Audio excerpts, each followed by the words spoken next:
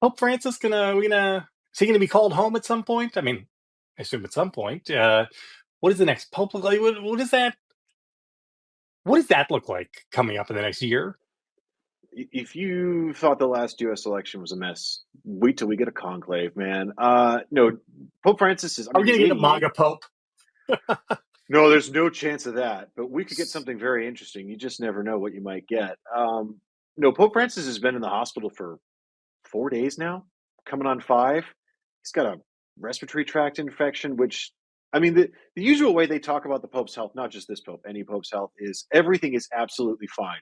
The Pope is in great health. The Pope is having a routine physical. The Pope's going heli skiing, tomorrow. The Pope has a slight cold. The Pope actually died 2 weeks ago. Is usually how they roll this stuff out. Like, they don't talk bad things. With Pope Francis, and again, he's got a lot of health problems. He is 88. All of that is true. I think it was 2 years ago now. He was actually having a heart attack. Like he was in the back of an ambulance going from the Vatican to a Roman hospital, having all of the symptoms of a heart attack. And the Vatican put out a statement saying, "Yeah, it's just routine. It's a pre-scheduled doctor's appointment. He's fine." And he's in the back of an ambulance having a heart attack. That's how guarded they are It's like about the talking about. Politburo during the Yeah, old Soviet exactly. days, right? Stalin is Oh, very, the very chairman is healthy, fine. absolutely fine. But in this case, they've actually said, well, okay, his prognosis is fair, and it's a very complicated situation. And they're coming as close as they can to say, without saying out loud, maybe the Pope is dying. We don't know, but he's these are going to get more frequent, and the health complaints are going to get more serious.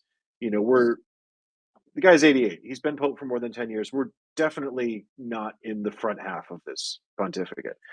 When the next conclave happens, honestly, nobody has a clue what is going to happen. And then, you'll get your list of, different places will give you the listicle of here are the top three conservatives and here are the top three liberals and here's the wild card. Nobody has a clue who's going to be in the running really, because what's different about the College of Cardinals that elects the Pope now that wasn't true 10 years ago when Pope Francis was elected was they don't really know each other. Pope Francis has made a real effort to pick wild card guys and make them cardinals from different parts of the world that don't normally get cardinals, little out of the way dioceses that people have never heard of and don't know where they are on a map. And he doesn't bring them to Rome anymore with any kind of frequency. They used to go to Rome twice a year to have meetings and get to know each other. So, even though they live all over the world, they have some idea of who everybody is.